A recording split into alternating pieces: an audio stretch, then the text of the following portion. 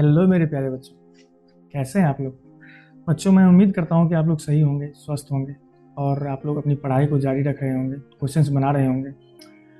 Questions बनाने में या किसी कॉन्सेप्ट को समझने में अगर आपको कोई भी परेशानी होती है तो आप मेरे वीडियो पे कमेंट कर सकते हैं। ठीक है। तो बच्चों, जैसे कि आपके लिए मैंने सीरीज शुरू किया था एनसीईआरटी फिजिक्स, अपने जो क्लास 11th का जो एनसीईआरटी फिजिक्स है, इसका जो अपना चैप्टर 2 है, जिसका नाम है यूनिट एंड मेजरमेंट। ठीक है। तो इसका हम लोग एक्सरसाइज का क्वेश्चन देख रहे थे। ठीक है। एक्सरसाइज का क्वेश्चन देख रहे थे। तो लास्ट वीडियो जो मैंने आपको दिया था उसमें हम लोगों ने 2.20 तक, एक्सरसाइज नंबर 2.20 तक कंप्लीट कर लिया था। तो आज हम लोग इससे आगे देखने वाले हैं। आज हम लोग देखेंगे एक्सरसाइज 2.21 से। ठीक है। तो चलिए शुरू करते हैं। तो देखिए बच्चों, यहाँ पर जो अपना क्वेश्चन नंबर 2.21 है, इसमें क्या है, precise measurements of physical quantities are a need of science. For example, to ascertain the speed of an aircraft, one must have an accurate method to find its positions at closely separated instants of time. This was the actual motivation behind the discovery of radar in World War II. Okay, think of different examples in modern science where precise measurements of length, time, mass, etc. are needed. Also, wherever you can give a quantitative idea of the precision needed. Okay, तो इसमें जो अपने को लिखना है, ठीक है, देखिए, it is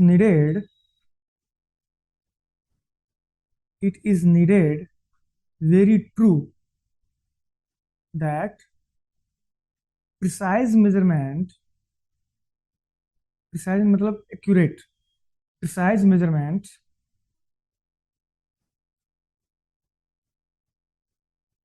of any physical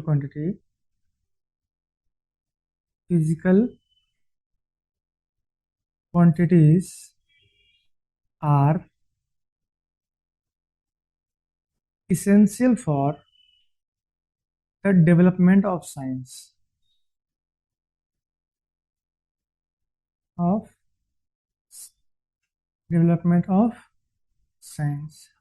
जैसे हम लोग अगर कुछ एग्जांपल देखना चाहेंगे तो some examples are,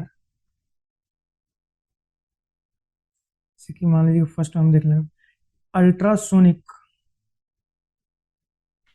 ultra short, laser pulses. इसका टाइम इंटरवल जो होता है ये अप्रोक्सीमेटली कितना होता है, इसका जो टाइम इंटरवल होता है this is approximately 10⁻15 second. This is used to measure time intervals in several physical and chemical processes. Okay. B. X-ray X-ray spectroscopy is used to determine the interatomic separation, interatomic separation or interplanar spacing। ठीक है। एक example अगर मैं और लिखना चाहूँ, सी, तो the development of mass spectrometer makes it possible to measure the mass of atoms precisely। precisely देखिए, ये फर्स्ट वाला जो था अपने पास, ये फर्स्ट वाला जो था ये किसके बारे में बताता है? ये बताता है टाइम के बारे में। सेकंड वाला सेपरेशन, ये लेंथ के बारे में, ठीक है। थर्ड वाला ये मास के बारे में। हो गया मास, लेंथ एंड टाइम। चलिए तो नेक्स्ट क्वेश्चन पे चलते हैं अपने लोग। देखिए बच्चों, अपने पास जो क्वेश्चन नंबर 2.22 है, इसमें क्या बोला गया है? Just as precise measurement are necessary in science, it is equally important to be able to make rough estimates of quantities using rudimentary ideas and common observations. Think of ways by which you can estimate the following. क्या है?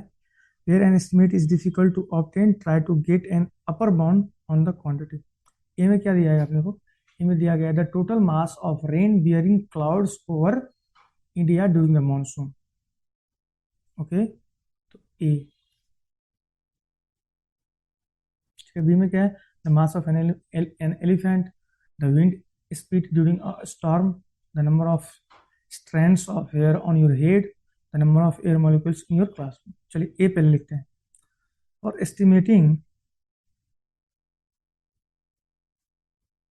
Estimating the total mass of rain bearing clouds over India during the monsoon. कैसे करेंगे? देखिए, during the monsoon, monsoons meteorologists records about 215 centimeter of rainfall in India। इसका मतलब क्या हुआ? That is the height of water column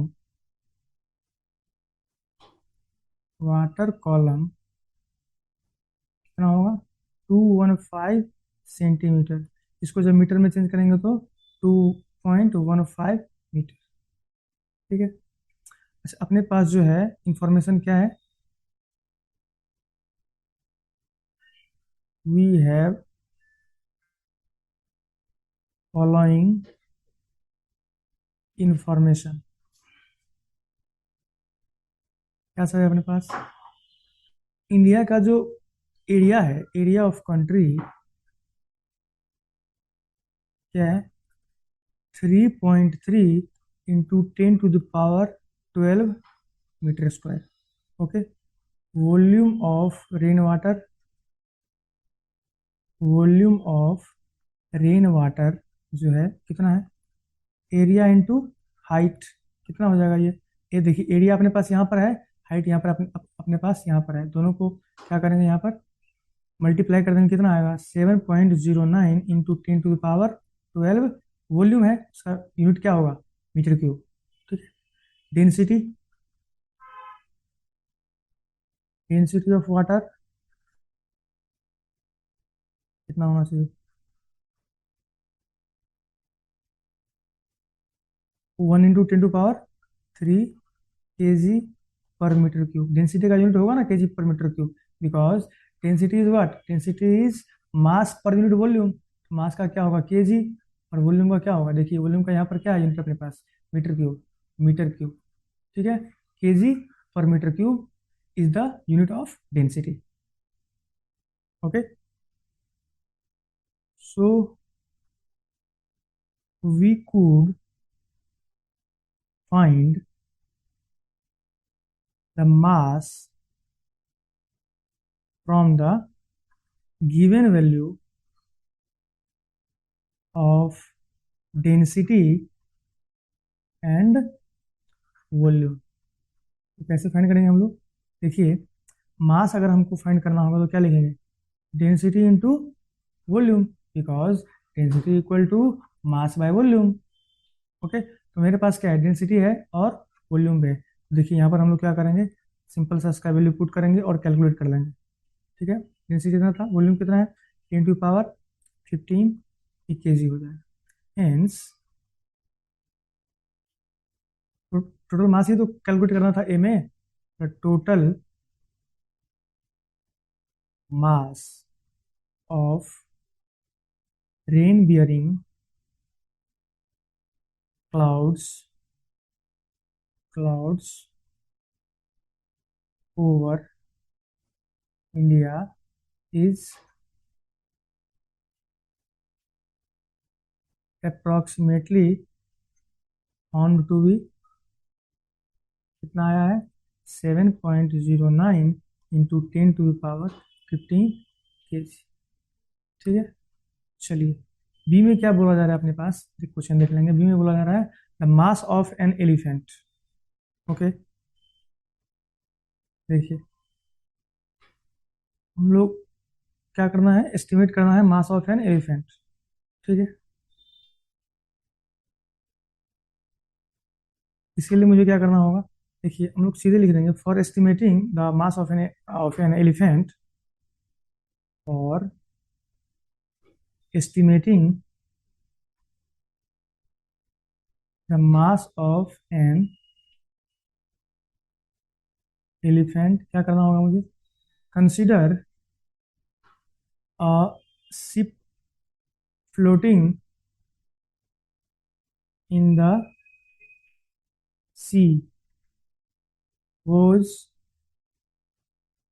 base area is known।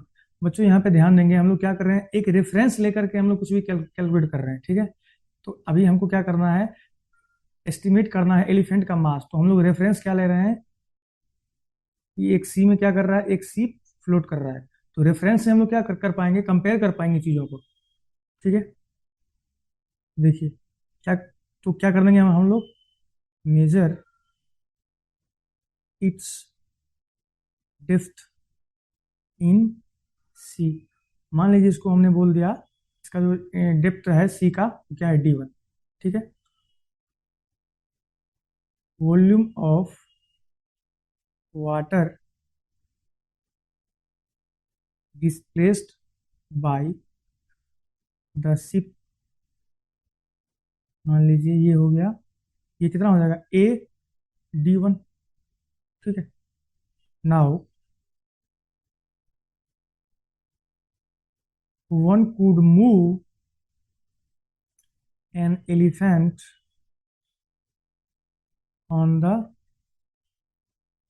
ship and then measure the depth of the ship।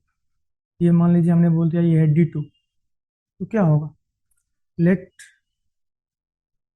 Volume कितना वो displace करेगा, late the volume of water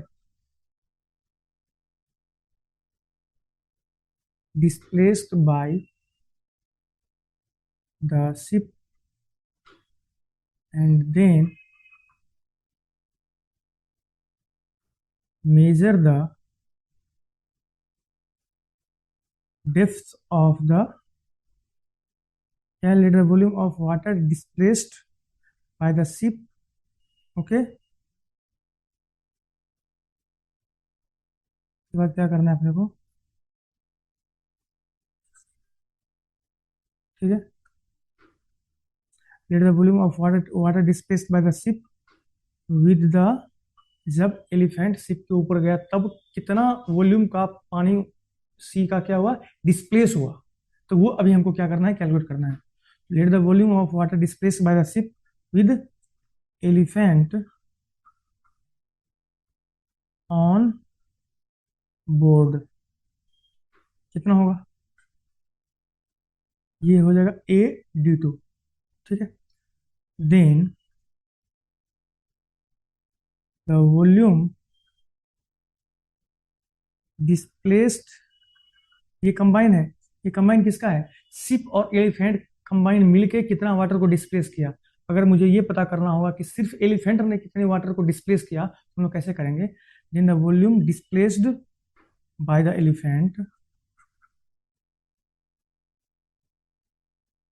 elephant equal to AD2 minus AD1, जितना combine का था वो, और minus जितना जहाज का है वो, अगर सब्ट्रैक्ट कर लेंगे तो कितना बच जाएगा, एलिफेंट के द्वारा कितना पानी डिस्प्लेस किया गया।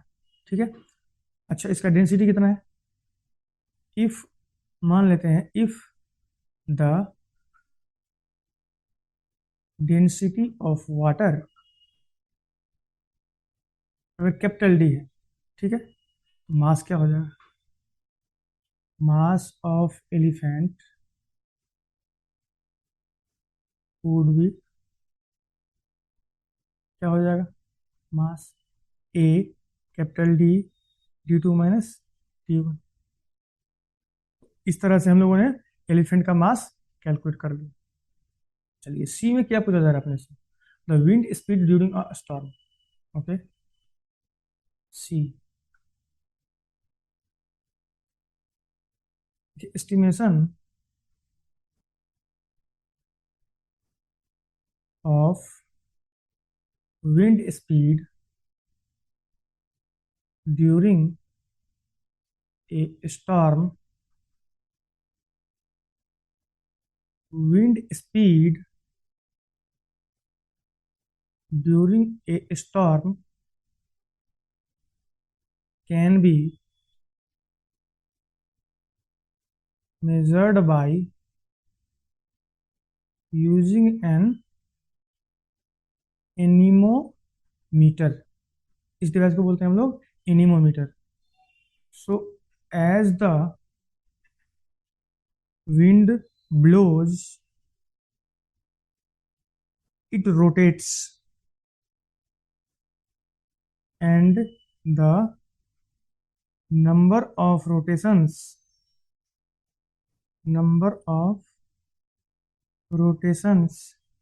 in 1 second gives the value of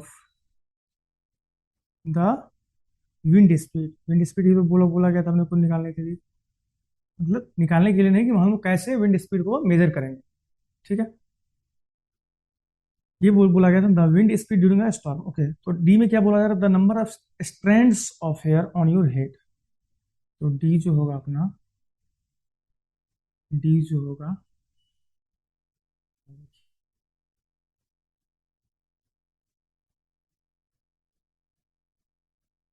estimation of the number of strands of hair on our head. इसके लिए क्या करेंगे? Let the area of head surface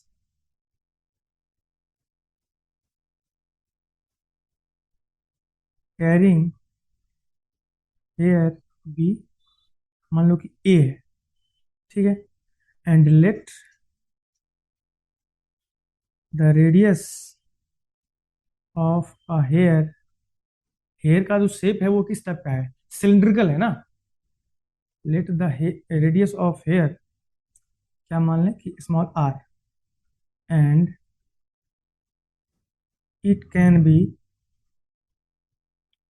determined with the help of a screw gauge, screw gauge। Okay, so the area of one hair, एक hair का जो area होगा वो क्या हो जाएगा? Pi R square. Then number of strands of hair, this is approximately equal to total surface area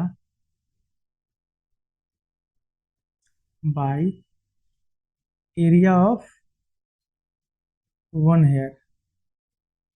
okay, तो क्या होगा? टोटल सरफेस एरिया अपने पास क्या हमने लेट किया था? कैपिटल ए, और एरिया ऑफ वन हेयर क्या आया है? पाई आर स्क्वायर। ठीक है, इस टाइप से हम लोग कैलकुलेशन कर लेंगे। ठीक है। अच्छा, एक पार्ट और इसमें था, एक पार्ट इसमें और था, देखिए, ये मेरे पास है ई। ई में क्या बोला गया है? The the number of air molecules in your class. Oh my God. Okay, तो देखते हैं नंबर ऑफ, इसके लिए क्या करेंगे हम लोग, for estimation of the number of air molecules in our classroom, इसके लिए क्या करें, late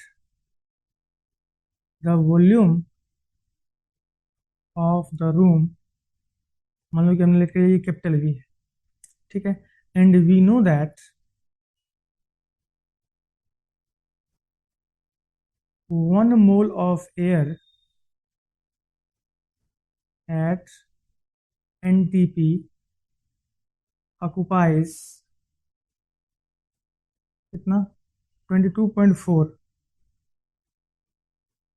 litre, 22.4 litre. That is, इसको अगर मैं मीटर क्यूब में चेंज करूंगा तो ये क्या हो जाएगा, 22.4 इंटू 10⁻³ मीटर क्यूब। ये क्या है, इतना वॉल्यूम हो जाएगा, ठीक है। अच्छा, नंबर ऑफ मॉलिक्यूल्स इन 1 मोल, ये क्या होता है, एवोगाड्रो नंबर, ये कितना होता है, 6.023 इंटू 10⁻23। ब्रैकेट में क्या लिख लेंगे, यही होता है एवोगाड्रो नंबर, ठीक है। Therefore number of molecules in room of volume कितना था, हमने क्या लेट किया है, कैपिटल वी, कितना हो जाएगा ये, अगर ये नंबर मान लो कि स्मॉल एन लेट करते हैं, ये कितना हो जाएगा, 6.023 into 10⁻23 by 22.4 into 10⁻³ into V. तो यहाँ से अपना नंबर निकल जाएगा, वो कितना निकलेगा, 134.915 इंटू 10⁻, ये कितना हो जाएगा 23, और ये 3 ऊपर जाएगा कितना हो जाएगा 26 वी। ओके, इतना ये निकल गया अपना। देयरफॉर एन होगा, ये कितना हो जाएगा, अच्छा इस ये पॉइंट अगर इधर लाएंगे तो 2 इधर हो जाएगा 1.3, ये 4 9 है तो क्या हो जाएगा, ये 5 हो जाएगा, 10⁻28, और ये वी है तो वी हो जाएगा। तो हमारी क्लास रूम, अपना जो क्लास रूम होगा उसमें जो total number of air molecules होंगे वो हो जाएंगे 1.35 इंटू 10⁻28 वी। अगर ये वी क्या है, this is the volume of our class room. Okay, तो चलिए नेक्स्ट क्वेश्चन पे चलते हैं हम लोग। देखिए बच्चों, ये जो अपना क्वेश्चन नंबर 2.23 है, इसमें क्या है, the sun is a hot plasma ionized matter with its inner core at a temperature exceeding 10⁻7 Kelvin, at its outer surface at a temperature of about 6000 Kelvin. At these high temperatures, no substance remains in a solid or liquid phase. In what range do you expect the mass density of the sun to be in the range of densities of solids and liquids or gases? Check if your guess is correct from the following data. Data क्या दिया हुआ है अपने पास, mass of सन दिया हुआ है अपने पास क्या, 2.0 इंटू 10⁻30 kg। रेडियस ऑप्शन कितना दिया हुआ है, 7.0 इंटू 10⁸ ओके, तो चलिए शुरू करते हैं, ठीक है। एस्टिमेट करने को बोला गया है, ठीक है ना। देखिए अपने पास जो डाटा है, गिवन डाटा लिख देंगे, गिवन डाटा जो अपने पास दिया हुआ है वो क्या दिया हुआ है, mass of sun, mass of सन, इसको अगर मैं कैपिटल एम बोल लूँ, ये कितना दिया हुआ है अपने पास, 2.0 इंटू 10⁻30। रेडियस ऑप्शन कितना दिया हुआ है, सन का रेडियस कितना दिया हुआ है अपने पास, इसको मैं अगर कैपिटल आर बोल लूँ, ये दिया हुआ है 7.0 इंटू 10⁸ मीटर। तो वॉल्यूम हम लोग कैसे फाइंड करेंगे इसका बताइए, volume of the sun, then volume of the sun क्या होता है, क्या होगा, हम लोग कैसे पता लगाएंगे। देखिए सन का जो शेप होता है वो क्या होता है, स्फेरिकल। अगर आर रेडियस वाले स्फेयर का मुझे वॉल्यूम का फॉर्मूला पता है तो मैं सन का वॉल्यूम आराम से पता कर लूंगा, ठीक है। तो देखिए ये जो इसका जो वॉल्यूम हो जाएगा वो कितना हो जाएगा, 4/3 पाई आर क्यूब। बस आर चाहिए, मास चाहिए भी नहीं वॉल्यूम को फाइंड करने के लिए। अच्छा मास दिया हुआ है और वॉल्यूम आ जाएगा तो मेरे पास क्या आ जाएगा, डेंसिटी आ जाएगा, जो हम लोग अभी अब कैलकुलेट करेंगे। देखिए 4/3 पाई, आर कितना दिया हुआ है 7.0 इंटू 10⁸ इसका क्यूब, ये कितना हो जाएगा 143 7.3 इंटू 10⁻24 के टर्म में लाना चाहते थे, ठीक है, मीटर क्यूब। डेंसिटी कितना हो जाएगा, डेंसिटी का फॉर्मूला पता होगा ना आप लोगों को, डेंसिटी क्या होता है मास बाई वॉल्यूम। बताइए मास दिया हुआ है 2.0 इंटू 10⁻30 kg, ठीक है, और वॉल्यूम हमने अभी यहाँ कैलकुलेट किया है, ये कितना कैलकुलेट किया आपने अभी हम लोगों ने 1437.3 इंटू 10⁻24। ये जो होगा ये अप्रोक्सीमेटली कितना हो जाएगा पता है, 1.4 इंटू 10⁻3 यूनिट क्या हो गया इसका, ये इतना इतना क्या था, ये मीटर क्यूब था। तो बताइए kg per metre cube is the unit of density. Okay, तो यही हम कैलकुलेट करना था, ठीक है। चलिए नेक्स्ट क्वेश्चन अपने पास क्या है, नेक्स्ट क्वेश्चन जो अपने पास है 2.24, इसमें क्या है, when the planet Jupiter is at distance of 824.7 million kilometers from the Earth, okay, its angular diameter is measured to be 35.72 second of arc. Calculate the diameter of the Jupiter. Simple है ये, देखिए जो अगर calculate करने की कोशिश करेंगे तो देखिए diameter of Jupiter from the earth, ये अपने को गिवन है, ये कितना है 824.7 मिलियन, मतलब 10⁻6 किलोमीटर। मीटर में चेंज करेंगे तो 824.7 into 10⁻9 million, 9 metre, this is not million, this is metre, okay. And angular diameter कितना है 35.72 सेकेंड, इसको रेडियन में चेंज करेंगे तो 35.72 इंटू 4.874 इंटू 10⁻6 रेडियन, ठीक है। डायमीटर ऑफ जुपिटर अगर मैं लेट कर लूंगा, मान लीजिए डायमीटर ऑफ जुपिटर, कैलकुलेट ये तो करना है, calculate the diameter of Jupiter. अगर मैं लेट कर लिया कि स्मॉल डी है, ठीक है, तो हमको निकालना क्या हो जाएगा यहाँ से स्मॉल डी, बताइए थीटा जो मैं यहाँ से लिखूंगा क्या लिख दूंगा, small D by capital D, ठीक है। तो बताइए यहाँ से ये डी हमको निकालना है ना, ये डी डायमीटर ऑफ जुपिटर, ये क्या हो जाएगा थीटा इंटू डी। बताइए थीटा क्या है अपने पास, यहाँ देखिए ये है एंगुलर डायमीटर, मतलब थीटा यही है थीटा, ठीक है। 824 पॉइंट, थीटा पहले लिखते हैं फिर डी। अच्छा डी क्या है अपने पास 824.7 इंटू 10⁻9, 10⁻9, और थीटा क्या है 35.72 इंटू 4.874 इंटू 10⁻6, ये कितना हो जाएगा अपने पास 143,520.76 into 10⁻3।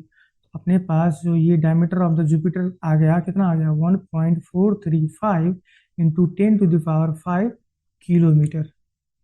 This is also approximately million में आ गया, मिलियन क्या होता है 10⁻6 को हम लोग बोलते हैं मिलियन, ठीक है।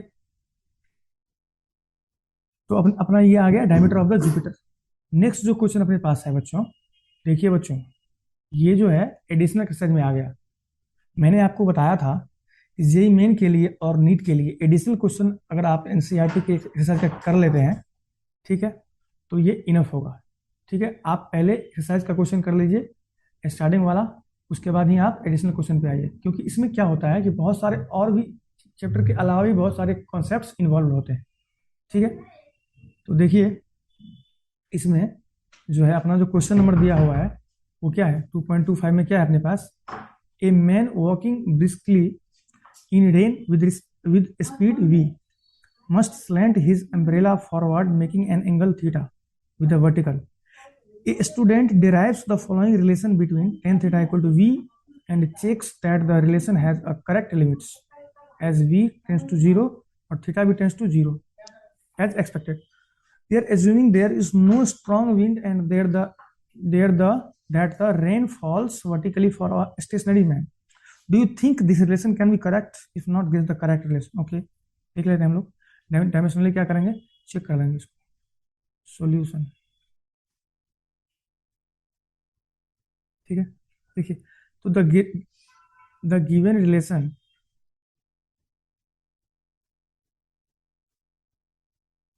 Is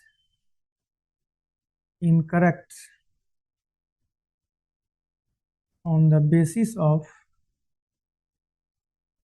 dimensional ground. क्या है अपने पास? डायमेंशनल ग्राउंड क्या है अपने पास? tan theta equal to v, है ना. तो देखिए, dimension on L H S जो है अपने पास m0 l0 t0, but dimension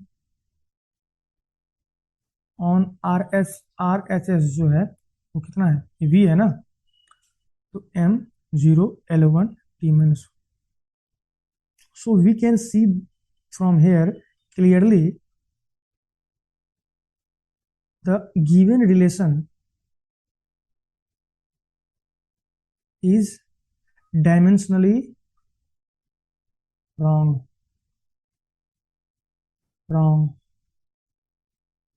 है ना, क्योंकि यहाँ पर क्या है, दोनों साइड डायमेंशन क्या है, डिफरेंट है. So in order to make it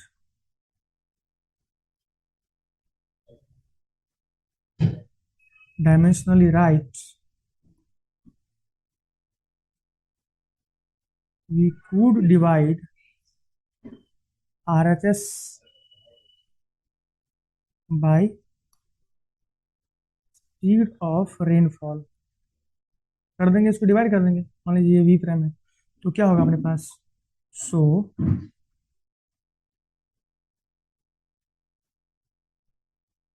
dimensionally correct relation जो अपने पास आएगा वो क्या हो जाएगा? Tan theta. हमने क्या बोला था कि आरएचएस में अपना जो रेनफॉल का वेलोसिटी है वो जो हमने वी प्राइम लिया था उससे डिवाइड कर देंगे आरएचएस में, तो V by V prime. So this is correct relation. Okay, ठीक है बच्चों. तो देखिए बच्चों, आज हम लोगों ने एक्सरसाइज नंबर 2.21 से 2.25 तक देखा. ठीक है, तो नेक्स्ट वीडियो में मैं आप लोगों को 2.26 से फर्दर बताऊंगा. ठीक है, लेके चलेंगे. ठीक है, तो आप लोग चैनल को सब्सक्राइब कर दीजिए. मैं ऐसे ही वीडियो आप लोगों के लेके आता रहूंगा. ठीक है, पूरा का पूरा चैप्टर में जितने भी एक्सरसाइज के क्वेश्चन है ना, इंक्लूडिंग एडिशनल एक्सरसाइजेस, मैं सारा का सारा आपको देने वाला हूँ. इसलिए आपके जो भी दोस्त होंगे उनको ये सब्सक्राइब कर दीजिए आप, और उनको ये शेयर कीजिए और उनको भी बोलिए सब्सक्राइब करने के लिए. मैं जब भी वीडियो डालूंगा आपको पता चल जाएगा कि कब कौन से चैप्टर का वीडियो आया है. ठीक है, और भी कोई दिक्कत होता है तो आप कमेंट कर सकते हैं. ठीक है, ओके, थैंक यू, बाय.